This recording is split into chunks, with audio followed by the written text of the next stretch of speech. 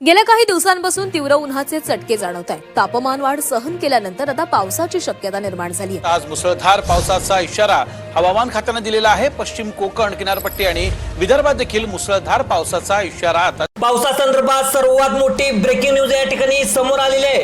पुढील 3 तासानंतर राज्यात पुन्हा एकदा तुफान गारपीट आणि महाभयंकर चक्रीवादळाचा या ठिकाणी धोका देण्यात आलेला आहे। सध्याला जरी पावसाचं वातावरण तयार झालं नसेल तर पुढच्या काही वेळामध्ये अचानक ढग तयार होऊन तुमच्याकडे वादळी वाऱ्यासह मोठ्या पाऊस पडण्याची शक्यता या ठिकाणी वर्तवण्यात आलेली आहे। होय, आजची बातमी साधी सुधी नाही। यामध्ये निसर्गाच्या अशा एका कोपाचा गुपित इशारा दिलाय जो पाहून हवामान तज्ञ देखील या ठिकाणी हैराण झालेले आहेत। 5 मिनिटांपूर्वी संपूर्ण महाराष्ट्राचा एक सॅटेलाइटद्वारे फोटो देखील काढण्यात आलेला आहे। त्यामुळे जे काही दिसलंय ते अतिशय भयानक दिसले। ते चित्र अगदी 1000 किलोमीटर लांबीचा एक मोठा ढग महाराष्ट्राच्या दिशेने सरकू लागलाय। सध्याला हा ढग मुंबईपर्यंत येऊन पोहोचलेला आहे आणि थोड्याच वेळामध्ये मुंबईकडून या जवळजवळ 14 जिल्ह्यावर धडकणार आहे। हो, हे चित्र पाहता संपूर्ण हवामान तज्ञांच्या पायाखालची जमीन सरकले। कारण सध्याला जरी उन्हाचा तडाखा असला तर थोड्याच वेळामध्ये या ठिकाणी संपूर्ण काळे काळे ढग तयार होऊन या जिल्ह्यामध्ये मुसळधार पाऊस आणि गारपीट होण्याची शक्यता देखील आहे।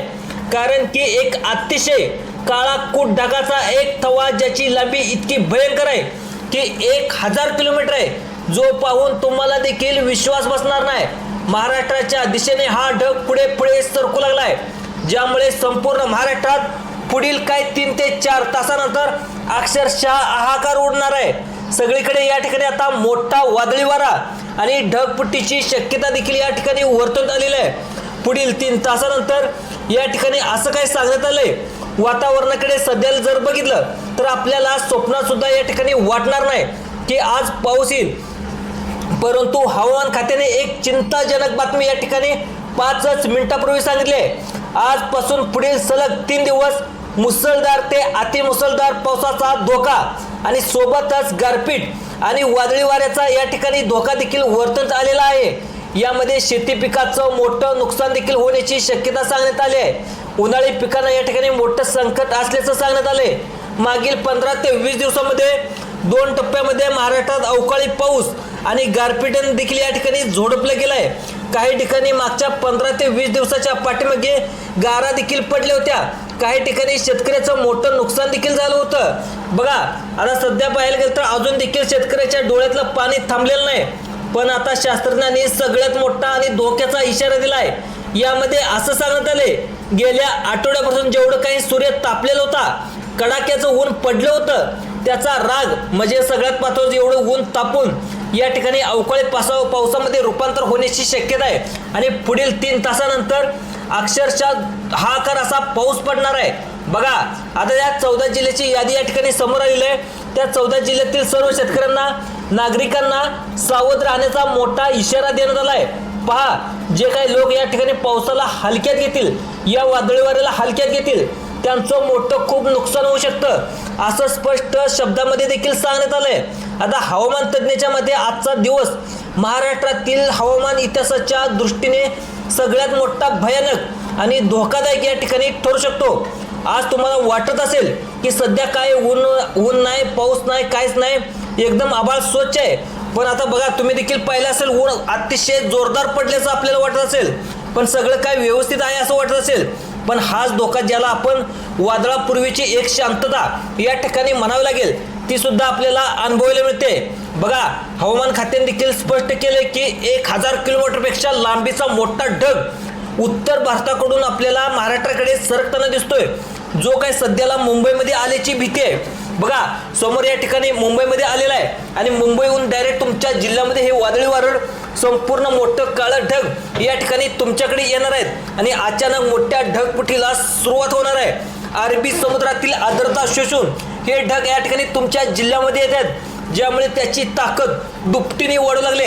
जेव्हा ढग फुटेल तेव्हा पाऊस पडणार नाही, पण त्यासोबतच या ठिकाणी ज्या गारा पडणार आहेत, ज्यामुळे शेती पिकाचं नुकसान होण्याची शक्यता आहे। विशेषतः आंबा पीक, जर तुमचा आंबा पीक असेल, यामध्ये धोक्याचा इशारा या ठिकाणी वर्तवण्यात आलेला आहे।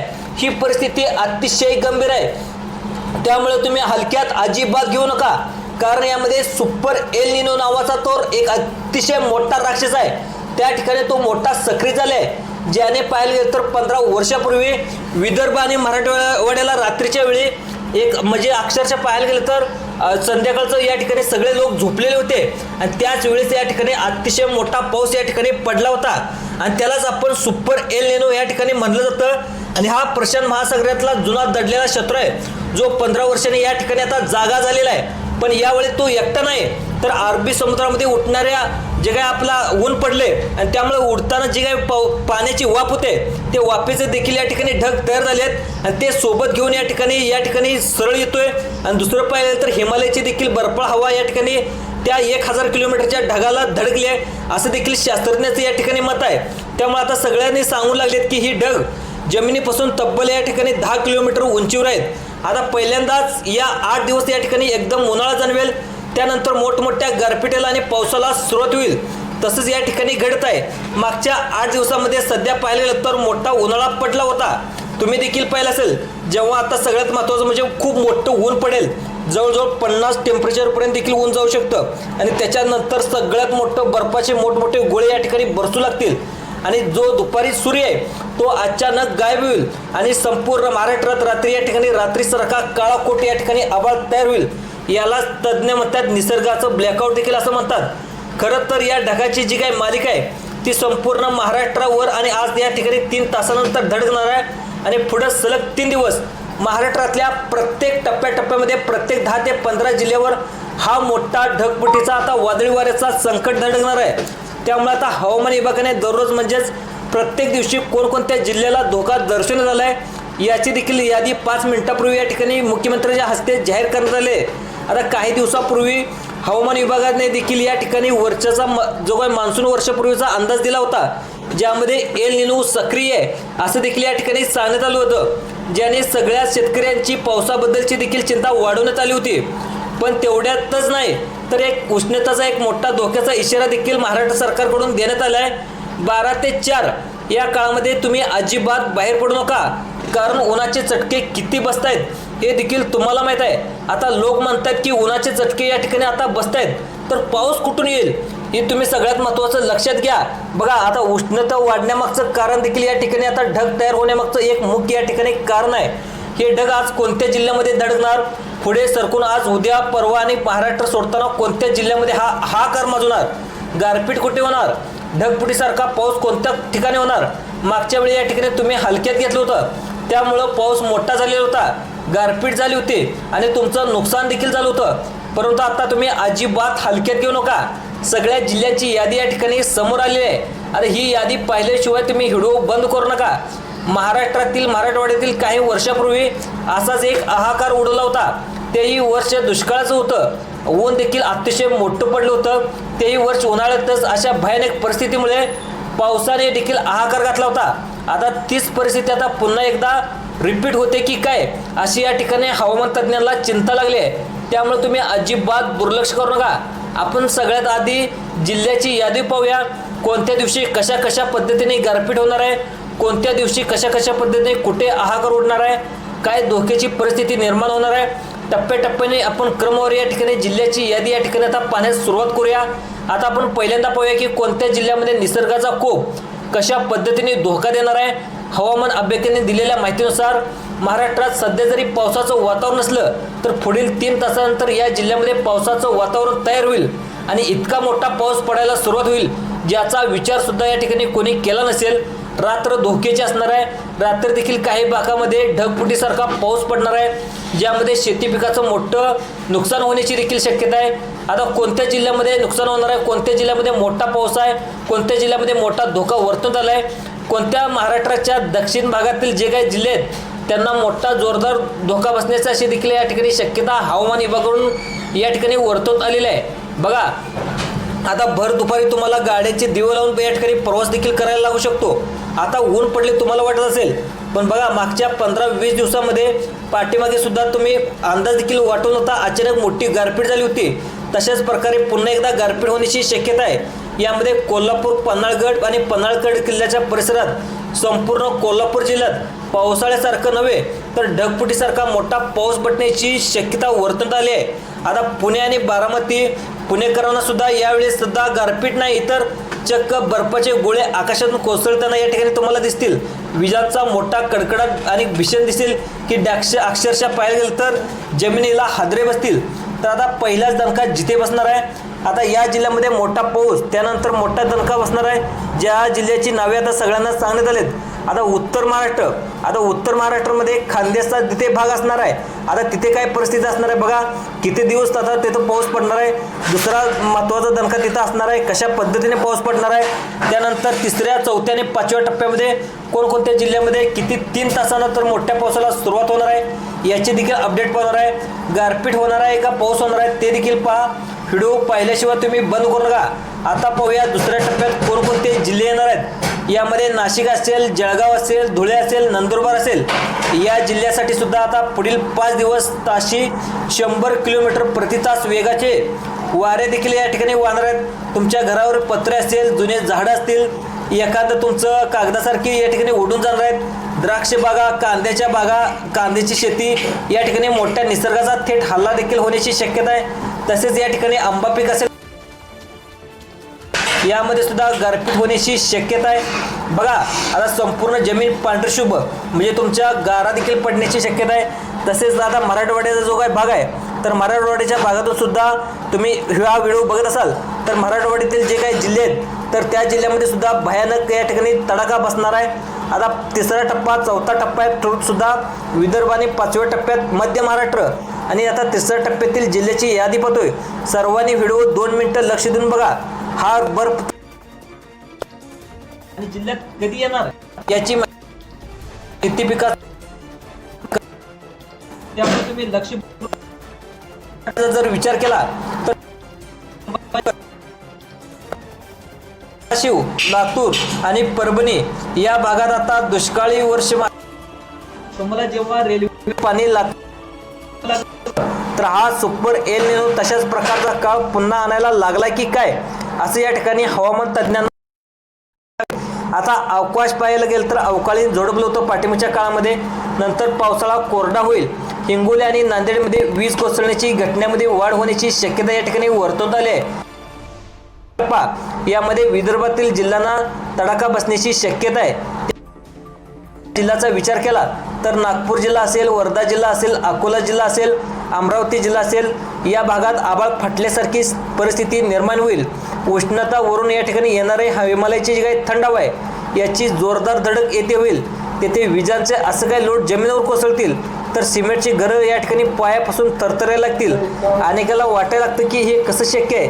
तर आता अतिशय भयानक ऊन पडले परंतु या उन्हामध्ये अचानक काळे ढग तयार होतील. या ठिकाणी मोठ्या पावसाला सुरुवात होईल आणि प्रशांत महासागरातला जो काही उष्णतेचा राक्षस आहे तो भारतीय हवामान खात्याचं जे काही चक्र आहे त्या चक्राला सुद्धा या ठिकाणी गिळू शकतो. अशी परिस्थिती या ठिकाणी निर्माण झाली आहे. अरबी समुद्राचा रंग सध्याला काळा भोर पडलेला असून तिथून सुद्धा निघणाऱ्या वाफ्याचा जो काही महाकर डोंगर आहे तर तिथं देखील हिमालयाची जी काही बर्फाची हवा धडकली तर तिथे साधारणतः ढग 1 ते 2 किलोमीटर या ठिकाणी तयार होणार आहेत. आता ही 1 किलोमीटर ते ढगाची जी काही साखळी आहे ही एकत्र जर आले हे ढग जर इतके जड होतील की जमिनीच्या दिशेने आदळताना पाण्याचे थेंब नाही तर अक्षरशः बर्फाचे मोठमोठे गोळे सुटतील. ही निव्वळ पावसाची बातमी नाही, हे निसर्गाचं रौद्र रूप असणार आहे. आता बघा पुढील 3 तासानंतर आता कुठे कुठे पावसाला सुरुवात होणार आहे, काय परिस्थिती राहणार आहे अगदी 2 मिनिटाच्या आतमध्ये तुम्हाला सांगणार आहे. त्यामुळे व्हिडिओ शेवटपर्यंत बघा.